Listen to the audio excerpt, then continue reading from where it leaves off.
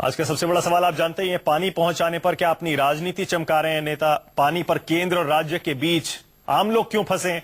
और क्या ये जो संकट है पानी का, कुदरती कम और हमारा खुद का बनाया हुआ ज्यादा है? इसी पर बहस चल रही है। जीवीएल, मैंने पहले भी कोशिश की थी, आपने साफ जवाब नहीं दिया। प्रियंका भी, मैं चाहूंगा आप भी उस पर बोले, लेकिन पहले जीवीएल, ये क्रेडिट किस बात का ले रहे हैं आपके नेता वहां पे? फडणवीस, मुख्यमंत्री फडणवीस का फोटो लगाकर, बैनर लगाकर उस ट्रेन पर जो पानी लेके पहुंची है, देरी से पहुंची है।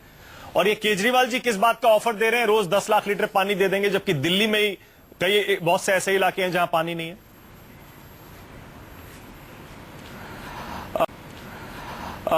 मानक जी, जो आप पोस्टर्स लगाने की जो बात कह रहे हैं, मुझे इसकी कोई जानकारी नहीं है, लेकिन आप यदि कह रहे हैं मैं दिखा रहा हूं आपको, चल रहा है, पे देख लीजिए।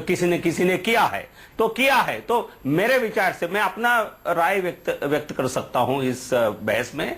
मेरे विचार से ये सरकार जब काम कर रही है, लोग को वैसे ही पता चल जाता है। इस किसी प्रकार की अटेम्प्ट करने की मेरे विचार से हो सकता है कोई लोकल नेता है इस पे इस तरह की कोई काम किया हो, क्योंकि मैंने जो अभी मीडिया में जो रिपोर्ट्स पढ़े हैं कि लातूर में बीजेपी के लोकल नेता और कांग्रेस के नेता दोनों आकर के पूजा कर रहे थे ट्रेन के सामने, और दोनों पार्टियों की या सभी पार्टियों के लोग इसको श्रेय लेने के में लगे हुए हैं। और एक उत्साह का माहौल है कि पानी जब पहुंचता है, इतने दिन पानी के लिए तरसने के बाद एक उत्साह तो जाहिर होता है। इसमें किसी प्रकार की राजनीति में बिल्कुल नहीं होनी चाहिए। जो वहां के लोगों के साथ और उनके जो परिस्थिति के साथ मैं समझता हूं उसका लाभ लेने वाला जैसा स्थिति है, बिल्कुल राजनीति इसमें नहीं होनी चाहिए। जहां तक अरविंद केजरीवाल की जो आपने बात कही, यदि दिल्ली में ऐसी स्थिति है, ज्यादा यहां से पानी किसी दूसरे राज्य में भेजने के लिए उस प्रकार की उनके पास उपलब्धि है, तो मैं समझता हूं ये भी एक अच्छा पहल होगा। लेकिन मैं दिल्ली में ही रहता हूं और मेरे यहां 2 दिन से पानी नहीं आ रही है। ये बस भी ठीक है, इतना काफी है, इतना काफी है जीवीएल आपका कहना, बस इतना काफी है। प्रियंका, जीवीएल कह रहे हैं कांग्रेस के नेता भी पहुंचे थे वहां उस ट्रेन का, पानी एक्सप्रेस का क्रेडिट लेने के लिए। हालांकि तस्वीरें तो दिखा रही है बीजेपी नेता है और अपने अपने कमल के निशान के साथ और मुख्यमंत्री की फोटो के साथ वहां फोटो सेशन करवा रहे हैं। कांग्रेस के नेता जाकर के नारियल वो पत्थर की लकीर तो होने गई। राव साहब कुछ भी कह दे, वो पत्थर की लकीर तो होने गई। अगर नारियल फोड़ना का मतलब ये मीडिया की रिपोर्ट कह रहा हूं मैं आपको दिखा सकता हूं। बहुत ही अफसोसजनक बात है। नहीं, ये आप बोल रहे हैं, मीडिया रिपोर्ट्स तो वो दिखा रही है कैसे आपके पोस्टर्स लगे हैं। हम तो अगर नारियल मैं आपको पढ़ के सुनाऊंगा, हमने श्रेय ले लिया। बहुत दुखद बात है कि आप पोस्टर्स का कंपैरिजन नारियल लिया है आपके नेताओं ने। दुखद विषय है। दूसरी बात, आपके नेताओं ने बयान दिया है, मीडिया में है, आपने सुना होगा या आपके कान में आकर बोला होगा? राव साहब के कान में आकर नेताओं ने बोला होगा जो आपने सुना है। हमने तो कहीं नहीं सुना है, हमने कोई न्यूज चैनल पे नहीं सुना है। मैं दिखाता हूं, माफी मांगूंगी कि मैं नहीं सुन पाई। जो मैं पढ़कर सुनाऊंगा आपको। ये जो क्रेडिट की आप बात करें कि कांग्रेसी नेता लेने की कोशिश करें, मैंने सुना नहीं है, वो आप सुन लीजिए। आपके कान में बोला है, आप अपने पास संभाल कर रखिए, सारे न्यूज चैनल्स पे जा जाकर बताइए, बहुत अच्छा होगा।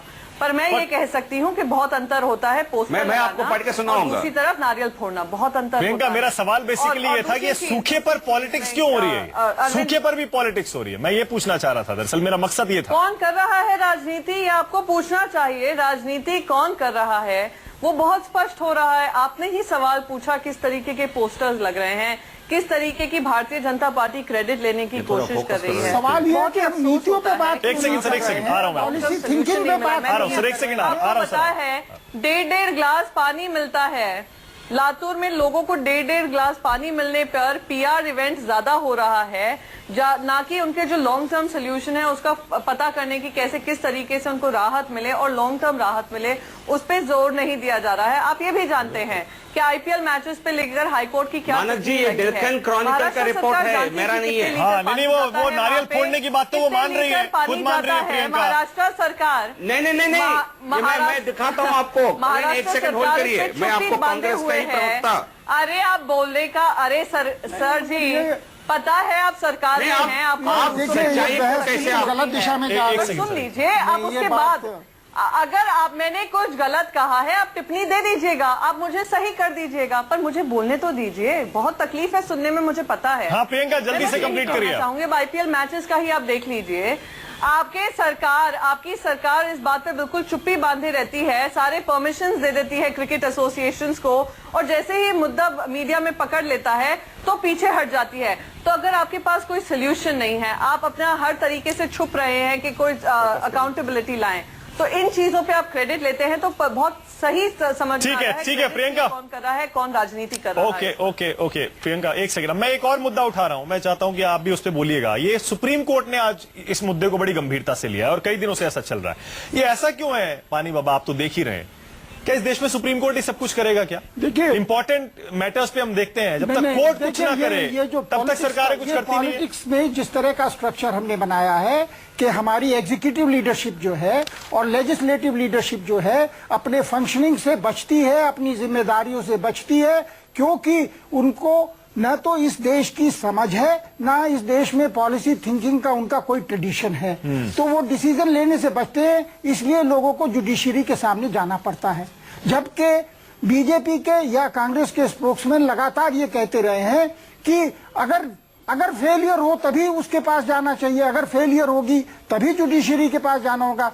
पर लगातार ये परिस्थिति हर चीज में है। आईपीएल का जो उदाहरण बंबई हाईकोर्ट के सामने गया, उसमें ये स्पष्ट है कि सरकार, जो महाराष्ट्र की सरकार है, उसकी लीडरशिप, उसकी लेजिस्लेटिव पार्टी ये निर्णय लेने की स्थिति में नहीं थी कि आईपीएल को कैंसिल करें, क्या करें, तो लोगों को जुडिशरी के पास जाना पड़ा।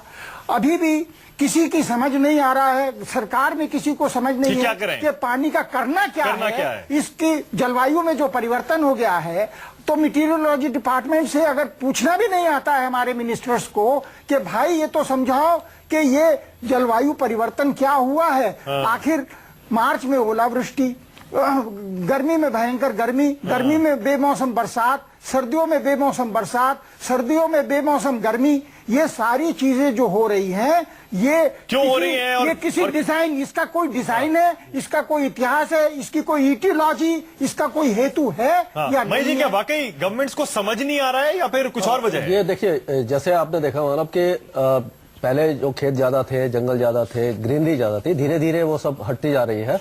तो जो मॉइस्चर, जैसे इन्होंने बताया पानी बाबा ने, कि प्री मानसून शावर भी कम हो रहे हैं क्योंकि लोकल मॉइस्चर पैदा नहीं हो रहा। तो ये हमें देखना पड़ेगा। सुप्रीम कोर्ट को इसमें इंटरवीन करना पड़ रहा है। गवर्नमेंट क्या समझ नहीं पा रही है, क्या करें, क्या वजह है, या गंभीरता से नहीं लेती है? जनता बिचारी क्या करे, जनता सोच रही है शायद वहां से राहत मिल जाएगी। सुप्रीम कोर्ट या जुडिशरी उसमें कर क्या सकती है? जुडिशरी कुछ छोटे मोटे निर्णय ले सकती है, सबको पता है। लेकिन जुडिशरी के सामने तो आज हजारों नहीं लाखों करोड़ों केस पेंडिंग है। ये सीरियस इशू है, ये सीरियस इशू है और सबको पता है कि ये क्यों हो रहा है। क्योंकि जैसे अब ये है कि जितना ग्रीन कवर हट गया वो तो हट गया, लेकिन आगे उसको रेस्टोर किया जा सकता है और आगे घटने से रोका जा सकता है। तो जो जितना डैमेज हो गया, सवाल नहीं है। भारत के ड्रेनेज को रेस्टोर करना, ये समझ होना कि हिमालय का और भारत की भूमि का क्या रिश्ता है और ये भारत भूमि बनी कैसे। प्रियंका कुछ कह रही, प्रियंका। मानक जी, दो चीजें यहाँ पे कहना चाहूंगी। जुडिशियल इंटरवेंशंस इस सरकार में ज्यादा क्यों हो रहे हैं, ये भी ध्यान देने वाला मुद्दा है। 282 सीट लाने वाली सरकार, सिंगल लार्जेस्ट पार्टी, फिर भी अगर निर्णय नहीं ले पा रही हो तो जुडिशियल इंटरवेंशन पे सवाल खड़ा होता है। आप इतने फाइनलिस्ट हो गए कि आप जुडिशरी के सामने दूसरी चीज, आप बार बार एनवायरमेंट की बात कर रहे हैं, एनवायरमेंट की बात कर रही है, एनवायरमेंट की बात चल रही है। सर बोल लेने दीजिए। एनवायरमेंट की बात चल रही है, किस तरीके से नियम कानून को वीक किया जा रहा है, कमजोर किया जा रहा है एनवायरमेंटल मिनिस्ट्री से, ये भी सोचने का गंभीर मुद्दा है और डिस्कशन का एक गंभीर मुद्दा है। तो अगर आप खुद जीवीएल जवाब देंगे, टाइम मेरे पास खत्म हो रहा है। जीवीएल आरोप आपके ऊपर है कि सुप्रीम कोर्ट का इंटरवेंशन आपकी सरकार में बढ़ा है, पर्यावरण का हनन हो रहा है। नहीं, क्योंकि सुप्रीम कोर्ट के पास भ्रष्टाचार, कांग्रेस के कार्यकाल में जो भ्रष्टाचार हुआ, लाखों करोड़ों का, उसी में कोर्ट अलग अलग केसेस में व्यस्त रहे हैं। अब ये गवर्नेंस चल रहा है देश में, भ्रष्टाचार खत्म हो गया है, तो सुप्रीम कोर्ट के सामने इस प्रकार की जन संबंधित विषय सुप्रीम कोर्ट के सामने है, लेकिन इम्प्लीमेंटेशन जो है एग्जीक्यूटिव को करना है। तो गवर्नेंस पर यह सरकार फोकस दे रही है। पिछले सरकार तो पूरी तरह भ्रष्टाचार में लिप्त रहे हैं और सुप्रीम कोर्ट को भ्रष्टाचार से सरकार को निकालने में ही पूरा सुप्रीम कोर्ट का समय लग गया था। अच्छा, उस समय। जीवीएल और प्रियंका, एक ब्रेक ले रहा हूं मैं, ये बड़ा एक ब्रेक फर्क है। ले रहा हूं, लेकिन ये तो पूरा हिंदुस्तान जानता है कि पिछले कई वर्षों से इंपॉर्टेंट मैटर्स पे बार बार लगातार सुप्रीम कोर्ट ने सरकारों को झाड़ लगाई है। और पीआईएल आप जानते हैं किस तरह पीआईएल पर एक समय ये आ गया था, देश चलने लगा था। इंपॉर्टेंट मैटर्स पर इंपॉर्टेंट डिसीजन सुप्रीम कोर्ट से ही हो रहे थे, चाहे बीजेपी हो, कांग्रेस हो या कोई और पार्टी हो। थोड़ा सा ब्रेक ले रहे हैं, लेकिन जो भी थोड़ा बहुत समय बचेगा एक बार फिर से मुद्दे पर लौटेंगे और जानने की कोशिश करेंगे क्या वाकई ये हमारी ही गलती है, क्या ये मैन मेड है, मानव निर्मित है, जो सूखा आज देश के 12 राज्यों को अपनी चपेट में ले रहा है। हिंदुस्तान में जो 12 राज्यों में सूखा पड़ा है, 1/3 जिले हमारे कुल जिलों में से सूखे की मार झेल रहे हैं। और हमारी सरकारें क्या कर रही हैं? सुप्रीम कोर्ट को सख्त टिप्पणियां देनी पड़ी हैं। ये सब क्यों हो रहा है? और हमारे एक्सपर्ट स्टूडियो में बैठे हैं, वो कह रहे हैं कि हालात अभी और बिगड़ने वाले हैं। पानी बाबा और महेश जी कह रहे हैं, जो कि मौसम वैज्ञानिक हैं, कह रहे हैं कि किसी ने ठीक कहा है, ये तीसरी वर्ल्ड वॉर पानी पर ही होने वाली है। लेकिन क्या हम इस बात को समझ रहे हैं? क्या हमें एहसास है महेश जी इस बात का? देखिए, जैसे मैंने लग तो नहीं रहा है कि 1990 के बाद जो फ्रीक्वेंसी है ड्रॉट की वो बढ़ रही है, बढ़ी है। यानी पहले जो सूखा पड़ता था 5-6 साल में एक बार पड़ता था, अब हर दूसरे या तीसरे साल सूखा पड़ता है। और ये और बढ़ेगा अभी। और अल नीनो का जो प्रभाव जो पिछले 2 साल से देखा गया वो पहले भी था, ये सदियों से चला आ रहा है, ये कोई नई चीज नहीं है। ये धीरे धीरे बढ़ेगा और जो गंभीर जो समस्या है और ज्यादा गंभीर होती है। पानी बाबा जैसे बता रहे हैं कि अगर जमीन के नीचे का पानी कम होता जा रहा है तो जाहिर है बारिश भी उसी हिसाब से कम होती जाएगी। मैं एक बात और कहना चाहता हूँ कि इसमें जो कुछ भी इंटरनेशनल डिस्कोर्स है वो बहुत फॉल्टी है और हमें उससे ध्यान हटा करके जो भारत का लैंडस्केप है, जो उसके हिसाब से अपना भूपरिदृश्य मॉडल है, बनाना पड़ेगा। उसके हिसाब से अपना मॉडल बनाना चाहिए। और ये जो एल नीनो का सवाल उठा लाते हैं, ये बिल्कुल गलत है। हमें हिमालय के भूगोल की गहरी समझनी ठीक चाहिए। है, क्लोजिंग कमेंट में जीवीएल आपको और प्रियंका दोनों को दे रहा हूं। पहले जीवीएल, पहले प्रियंका आप चलिए, क्या हम तैयार है प्रियंका इससे डील करने के लिए? नहीं, बिल्कुल तैयार नहीं है। और जिस तरीके से हम स्टॉप गैप अरेंजमेंट करने की कोशिश करते हैं, बैंडेज बार बार डालते हैं, उससे लॉन्ग टर्म सॉल्यूशंस नहीं आने वाले हैं। पर हाँ, गंभीरता से देखने का विषय है कि किस तरीके से सॉल्यूशन ढूंढा जा सकता है। और ये राजनीतिकरण कम होकर अगर सबको साथ में लेकर इसका सॉल्यूशन ढूंढा जाएगा तो ही आने वाले समय में हम इस समस्या का हल ढूंढ पाएंगे, वरना हम यही तू मैं हर साल आकर करेंगे। जीवीएल अब देखिए मानिक जी, सारे जो ड्राउट अफेक्टेड डिस्ट्रिक्ट्स में जो मैंडेज हैं, एम्प्लॉयमेंट मैंडेज, उसको 1.5 गुना कर दिया गया, 100 दिन से 150 दिन। उससे आम जो इनकम मिलेगा उससे तो राहत मिलेगा।